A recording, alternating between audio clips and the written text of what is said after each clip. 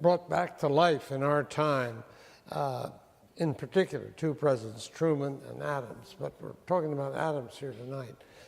People who lived between two more famous, more celebrated people, Roosevelt and Eisenhower in his case, Washington, Jefferson in Adams' case. How, in short, would you characterize Adams' role in the founding of America?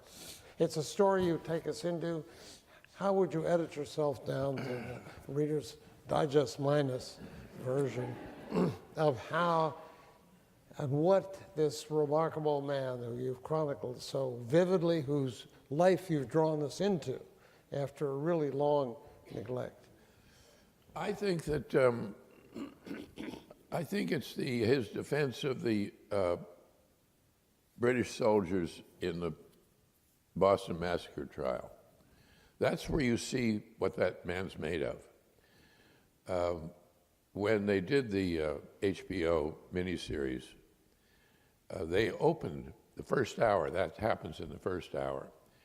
And I thought that, I was thrilled that they used that. Here was a man who was on the political rise. He was brilliant, he was well-read, he was tenacious, he was a very skillful practicing lawyer, and young still. And people were really noticing him. And then the soldiers were captured, and everybody in the whole Commonwealth were looking forward to having them executed. And but they had to be represented in the trial, and no one would represent them. No one would defend them. And Adams said, if we really believe that everybody deserves legal defense in a trial, we better live up to what we say we believe. I'll defend them. And he did so, certain that it was going to ruin any ambitions he had to play a part. To the credit of the people of that time, it made him, because they realized he was right. And the idea that he not only defended them, he got them off. And he got them off because of a very clear and fair and convincing argument. And he was known as Honest John. And it wasn't, you call the big tall guy Shorty. He was Honest John, almost to his detriment. He was often tactless because he would be so honest about what he thought of people or situations. He was very articulate, and he was willing to get into the arena. Jefferson wouldn't set a toe near the arena, wouldn't stand up and argue in front of people in Congress for anything. And you could just say, well, he was shy or whatever. Adams got right in there, and he's the one that put the Declaration of Independence over with his battling on the floor of the Congress. Forcefully, same guy that got the British soldiers off. He knew how to do it, and he was damn good at it. And then when somebody had to go to France, and nobody wanted to cross that ocean with the British Navy controlling the ocean. It was tough enough, dangerous enough, even if we weren't at war, across the ocean. He went, speaking not a word of French, rather. Taught himself how to speak French on the way over. Shows you how long it took to get across the Atlantic. He meant what he said, and he said what he meant. And an elephant's faithful 100%, as you remember from Horton Hatches the Egg, which is my first book that I ever had. It belonged to me. He had a terrific wife. He's the only founding father, most people don't know this, but I think it's so important, the only founding father who never owned a slave as a matter of principle. And his wife felt the same way. She saw that slavery was a sin, evil, unjust, un-American. And they never changed in that point of view whatsoever. And he had this love of learning. Jefferson said, any nation that expects to be ignorant and free expects what never was and never will be. Adams wrote into the Massachusetts Constitution that there will be education for everybody, and then he went on to why there should be education. And I think that he also had what I feel is the true sense of what we aspire to succeed with. And I want to just read this, because I think it's one of the most potent things ever said by an American. It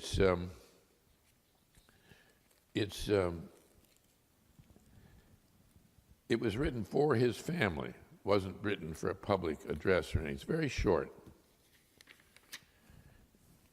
He said, I must study politics and war that my sons may have liberty to study mathematics and philosophy.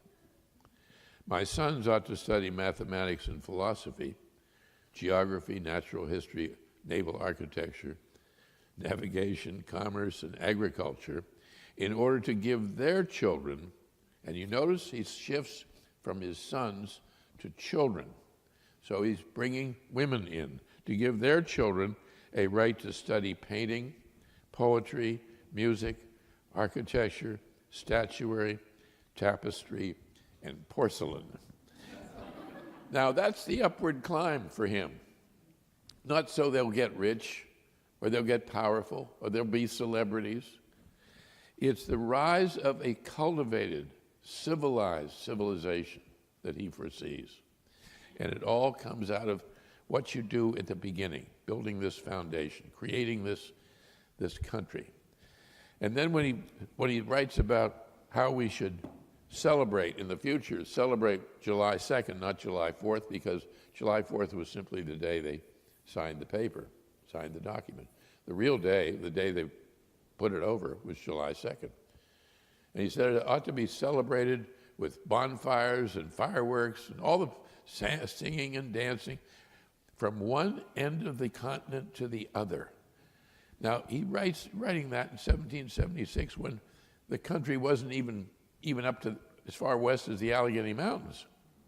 And yet he's talking about this vision.